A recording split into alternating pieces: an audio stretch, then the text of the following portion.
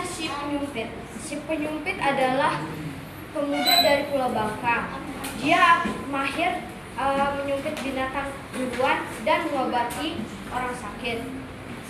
Pada suatu hari, kepala desa yang terkenal tamak bernama Raje meminta bantuannya untuk memburu kawanan babi yang merusak tanaman padinya.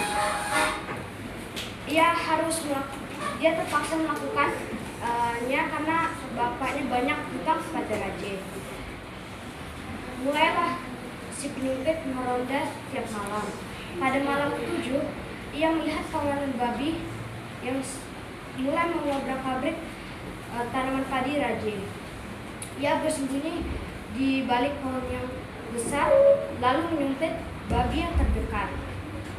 Pada pagi harinya, ia mengikuti ceceran-ceceran darah babi itu, lalu dia masuk ke dalam gua di balik semak-semak. Ia terkejut melihat sang putri terbaring mengenakan damak si penyumpit, lalu dikelilingi oleh ibu-ibunya dan gadis-gadis lain. Lalu ibu tersebut bertanya, apa namamu dan apa maumu, dengan sopan. Lalu si penyumpit menjawab, saya ingin mencari damak yang mengenakan babi malam hari itu. Damakmu ada di perut anakku, sambil menunjuk.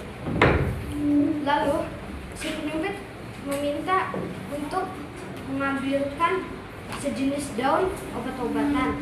Lalu ia membacakan mantra dan mencabut damak yang ada di perut tersebut. Lalu dioleskan oleh tumbukan-tumbukan daun obat-obatan tersebut. Dan akhirnya tidak ada luka bekas di perut sang putri itu. Kawanan putri-putri itu, ia mengasih hadiah ke si penyumpit, buah-buahan, rempah-rempah, dan daun-daunan obat-obatan. Habis itu ibu tersebut memesan kepada jangan dibuka hingga kamu sampai di rumah. Sehingga dia sampai di rumah, ia membuka bahwa dalamnya itu emas, emasan, intan, permata, dan berlian. Lalu dijual oleh si penyumpit. Si penyumpit membeli ladang, rumah, dan melunasi utang bapaknya. Nah, Raje mengetahui asal-usulnya kekayaan si penyumpit. Lalu yang menyumpit babi hutan di dekat rumahnya, lalu yang mengikutinya di gua-gua. Karena si Raje tidak tahu apa tuh mengobatinya, ia diseruduk oleh puluhan babi. Si penyumpit menemukan Raje terbaring kesakitan. Ia terpaksa mengobatinya karena rasa kasihan. Raje pun sehat. Lalu ia menyadari kesalahannya dan meminta penyumpit untuk mengawini sang putrinya. Lalu ia diangkat sebagai kepala desa.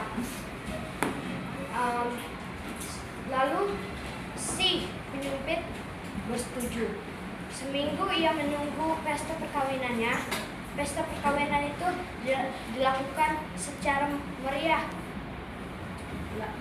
Dan si penyumpit menjadi kepala desa yang adil, gagah, perkasa, dan desa tersebut aman dan sejahtera. Dah, Pak.